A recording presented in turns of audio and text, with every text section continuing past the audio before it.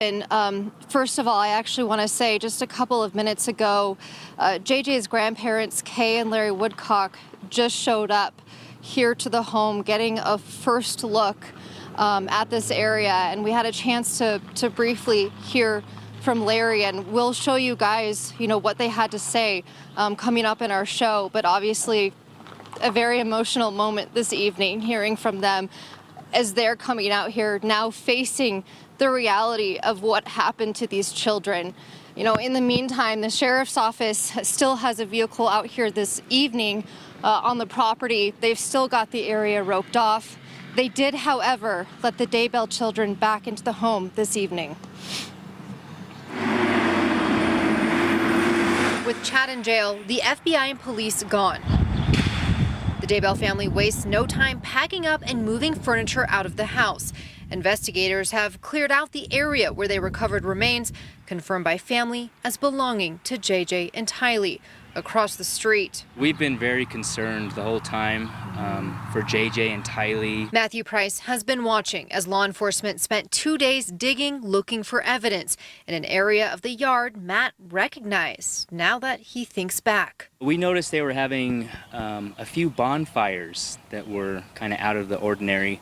So they had a big bonfire last fall, and they had 2 or 3 big bonfires this spring. Last fall, no one knew about the kids' disappearance. Matt says everything seemed fine except when Chad and Tammy came over to buy pumpkins a week before she passed away. He was strange. He was different. He didn't talk a lot, didn't make eye contact with us very much.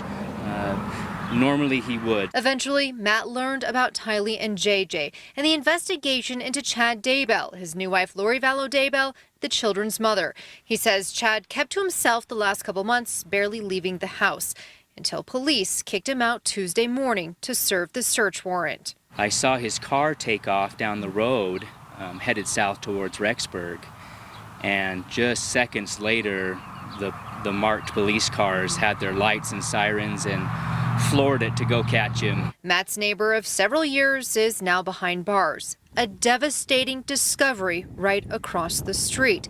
In all of this, what gives him peace of mind? Just knowing there's closure for JJ and Tylee. And next, the community hopes justice.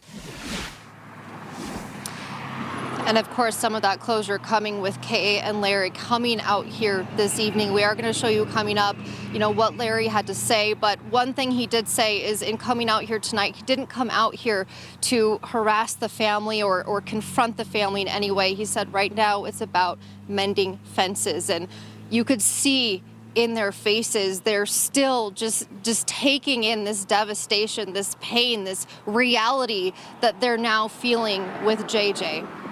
Live in Salem, Idaho, I'm Lauren Steinbrecher, Fox 13 News, Utah.